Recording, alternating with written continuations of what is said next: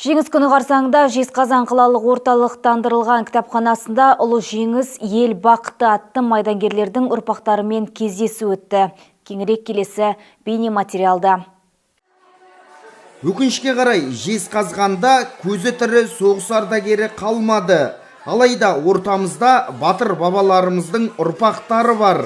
Қалалық кітапханада өткен кездесу кешіне 5 майдангердің балалары арнайы шақырылған.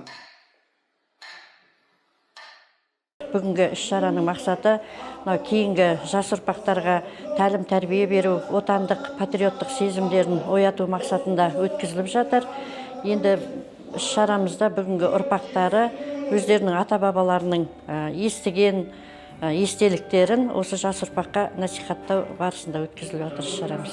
Барлықтарыңызды ұлы жеңістің 80 жылдығымен құттықтаймын. Отанымыз тыныш болсын, бейбітшілік заманда өмір сүре берейік. 1941-1945 жылдар аралығында Жезқазған, Жезді және Ұлытау әскери комиссариаттары арқылы соғыс даласына 12 мыңға жуық адам алынған. Мағыналы кештің төрінен табылған майдангердің ұрпақтары отанды абыроймен қорғаған әкелеріміздің ерлігін мақтан етеміз дейді.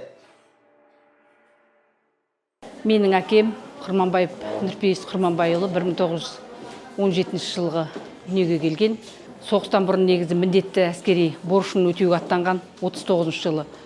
Сол әскери борышын өтеп жүрген кезінде елге жау тұтқиылдан соғыс жариялағанда ол кісі де елмен бірге қару асынып майданға аттанған. Майданда Брянск, Калининград майдандарында шайқаста болған. Жаяу әскерлер тобында, танкистер тобында болған. Міне әкеміздің осындай ерлігімен біз мақтанамыз. Әкем Есімбай Мұса 1942 жыл соғысқа аттанып, 1945 жылы екінші группалы инвалидпен отанға оралған. Минскіде Польшаны азат ету жолында соғысқан кісі. Енді әкеміз қорғап кеткен осы тыныштық өмірді тыныш өмір сүрейік, отанымызда бейбітшілік болсын, соғыс оты еш жерде тұтанбасын. Шара барысында соғыс жайындағы әңгімелерден шағын көрініс қойылып, патриоттық рухта әндер шырқалды. Майдангерлердің ұрпақтарына қалалық мәдениет және тілдерді дамыту бөлімі атынан алғыс хаттары табыс етілді.